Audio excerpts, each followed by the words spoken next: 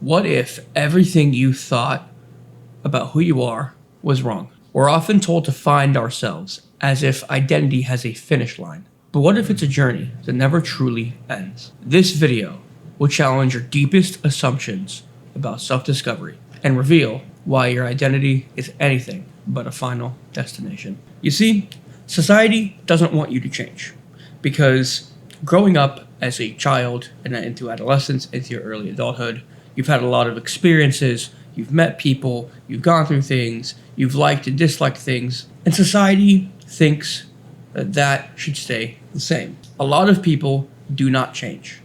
I'm sure you've heard a saying that a lot of people in your life may say, people don't change.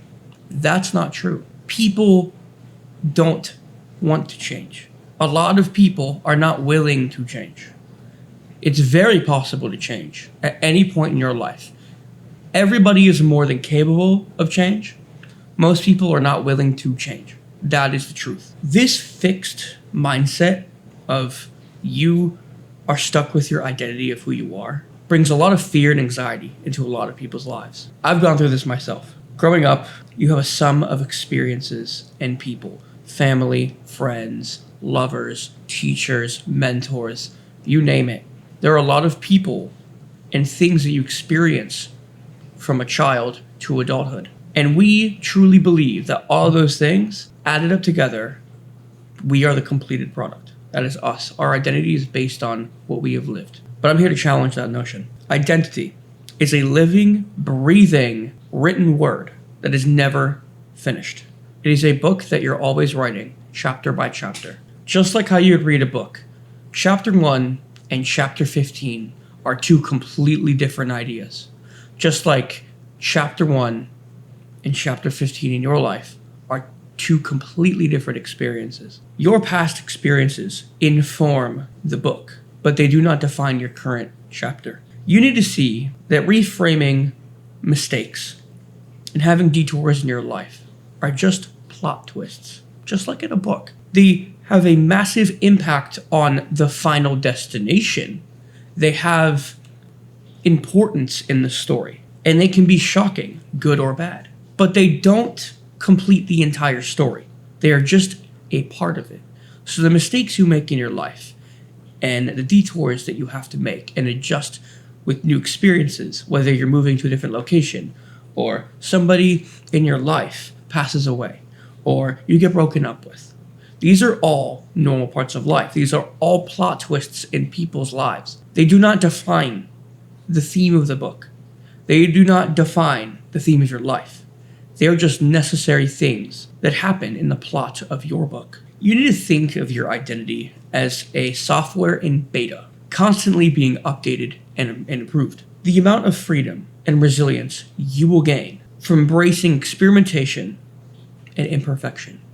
The amount of growth you will have in your life and progress you will make from just moving and not being stagnant and embracing imperfection and making mistakes, fucking up. That is what builds your identity, is being able to admit your shortcomings, your wrongdoings, being able to make mistakes and come back from that.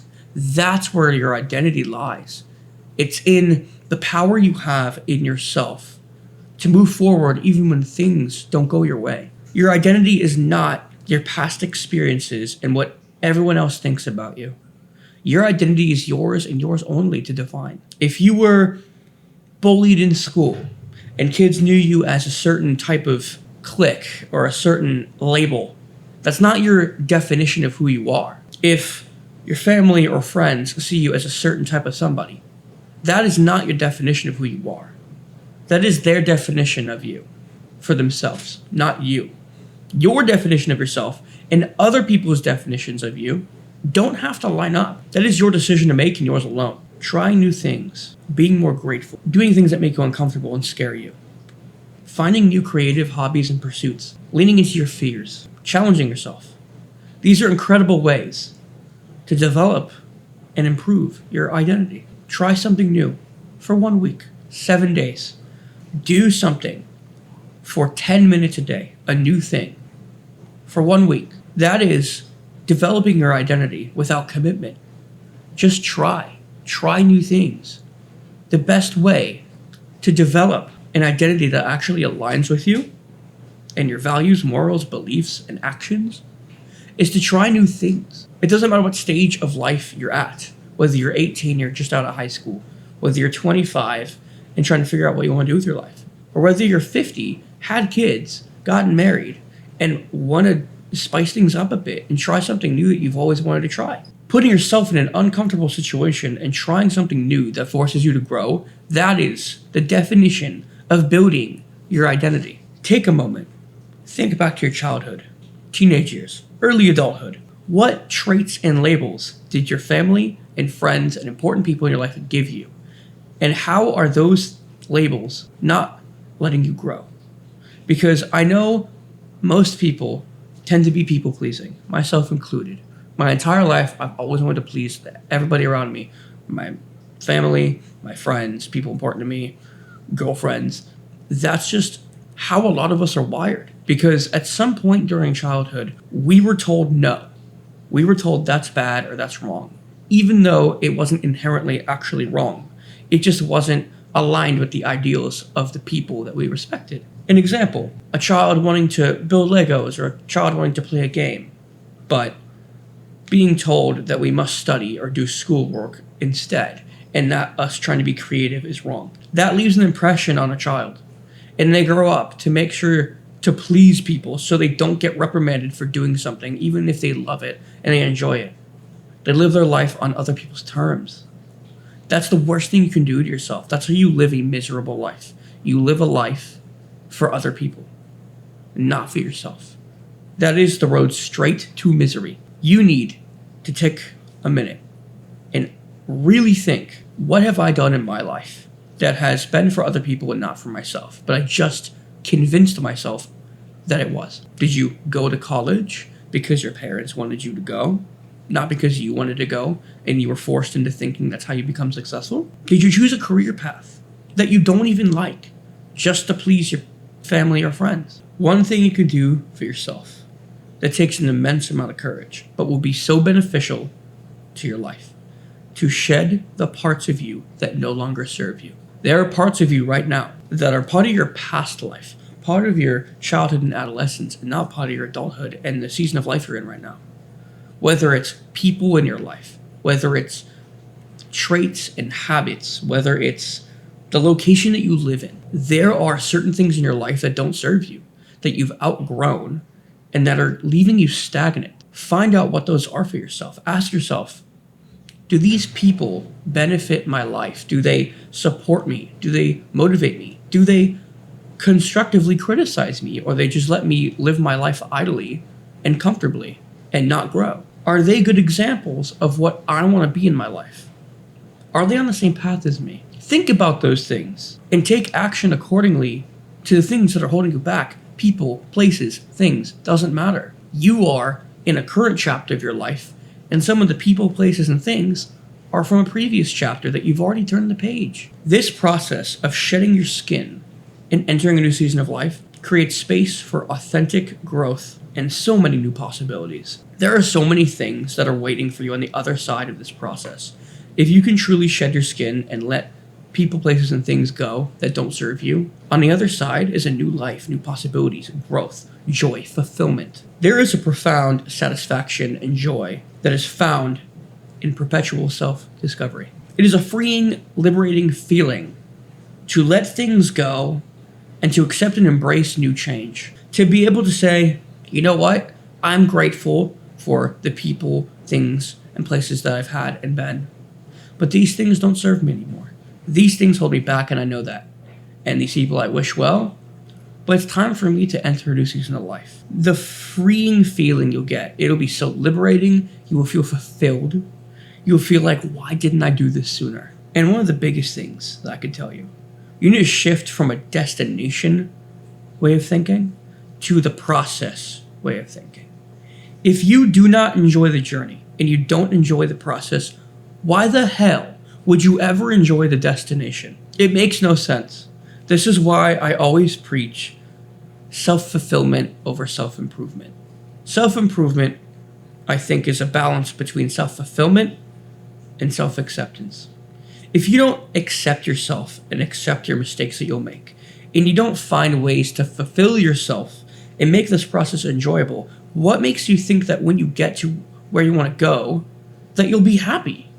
If you think, oh, when I make this amount a month or have this thing or I'm in this certain place in life, I will finally be happy or finally be able to breathe.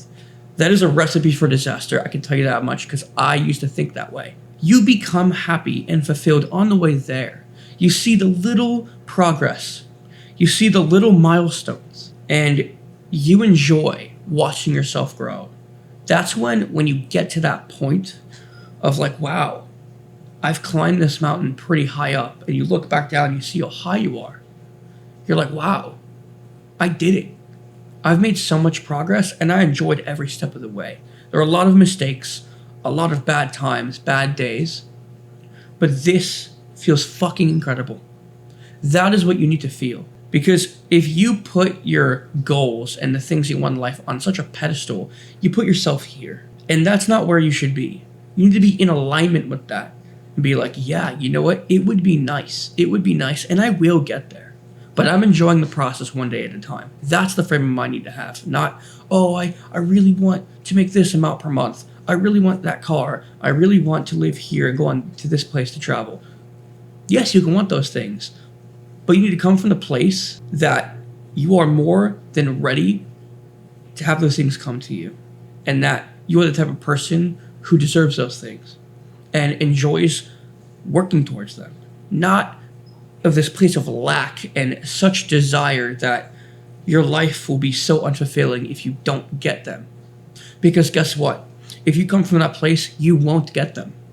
But if you come from a place of confidence, conviction, and enjoying the process of the journey that you're on, the destination will become clearer and clearer. The light will illuminate as you walk it. It's just like headlights on a car on a dark road. You can only see 20 feet in front of you, right? So you can see like what's right in front of you, but the rest of the road is dark. You don't know what's ahead. But you do know on that map is where you're trying to go. Let's say you're trying to drive from LA to Vegas. It's about a 4.5 hour drive, right? And let's say it's at night, it's dark. You know where to go. Like you have a map of the freeways and the route to take, right? But driving, when you're looking out the windshield, you can only see 20 feet in front of you. You know the end destination. You know some of the routes, but you may have not memorized it by heart. You're gonna have to refer to the map. But you're just going mile by mile. And then 4.5 hours later, you get to your destination. It's just like your self-improvement journey. You are where you are right now, the starting point. You should know the destination where you want to be, whatever goals you have, how much you want to make a month, how the vehicle of how you want to do it, fitness goals, mental goals, relationship goals, all these things. You have a clear picture, or you should have a clear picture of where you want to be, and you know where you are now. As you improve yourself in all avenues of life, in your fitness and health, in your career, business, mastery, in your creative pursuits and hobbies, in your social life and relationships, all these things, they will light up the path. You will slowly move mile by mile if you focus on the right things. And so society wants you to stay stagnant. Oh, work at this job for, this many years and just play it safe. If that's what you want to do, then by all means go for it. But the people who watch me, most of them probably don't. They probably align with me and want to do something fulfilling, have a true purpose that aligns with them, and help people and influence the world to be a better place in some way, shape, or form, no matter how big or small. And so shifting from this destination mindset, which you should have a clear destination. You should know what you want. If you don't, you need to figure that out first. In my previous videos, I have talked about methods to do so. You know where you're starting from, you have a destination. Now just focus on the journey, focus on the ride, just coast. Just do those 1 to 3 things every day that move the needle. That's it. Don't have to complicate it. But if you come from a place of lack and you just focus on the destination by itself, you're not going to be happy when you get there. I can tell you that much, because that's what I did all of last year and part of this year. And guess what? I got no closer to my destination until I shifted my thinking. That's when, the YouTube channel started. I got some comments, got a couple of views, met some people, made some progress in other areas. So I'm telling you, don't glorify the destination, enjoy the process. The last thing you need is a reason why. Why do you want to change? Why do you want to shift your identity? What is it? Is it you feel mundane, you feel stagnant, and you're not happy? Could it be that? Could it be a sense of urgency? Could it be that you are financially truly struggling and you have bills to pay? Could it be a medical scare? Could it be you're just lacking self-confidence? There's so many reasons, but you need to find your reason why. And one tip I'll give you is you can have a kind of materialistic and self-serving why. You can have, I want to be in better shape to feel more confident in myself. Or I want to build a business so I can be financially free and have my time for myself and do what I want. Those are great things, great goals. But that will only get you so far.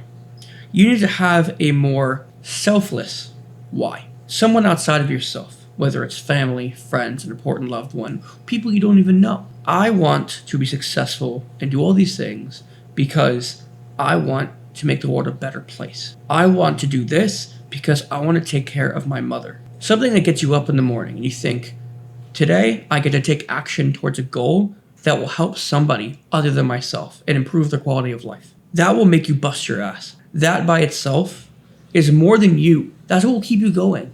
Because we can be selfish. We are very selfish creatures a lot of the time. But doing something and having that responsibility to make sure that it's for somebody else, there's a more pressure on yourself. Because we want to be loved and accepted by the people around us. If you just do something that's more than just yourself, you have more of a reason to do it because you don't want to be feeling ashamed or feeling less than because you didn't. And so inherently you'll do more if you do something for more than yourself. That's the last piece of advice I want to give to you. So just to recap everything, your identity is like shape-shifting.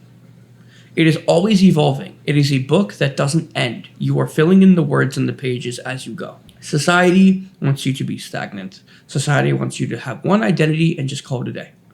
But you don't want that because your identity shifts. It shifts all the time, depending on circumstances and growth and setbacks, people, things, places. Your past does not define your future. It is just information that leads to the next chapter. Things that happen in your life, unexpected events, shortcomings, mistakes, successes, they're plot twists. They don't make up the entire story, but they do play a significant part. What you choose to do afterwards is what matters. Your identity is like a beta for a software, constantly developing and improving. Find things that will improve yourself and shape your identity to where you want to be. Trying new things, meeting new people, going to new places, being uncomfortable, and leaning into your fears are all ways that you can do that. Letting people go and things and places and shedding your skin and forming a new identity is crucial to living a good life and to being fulfilled and happy.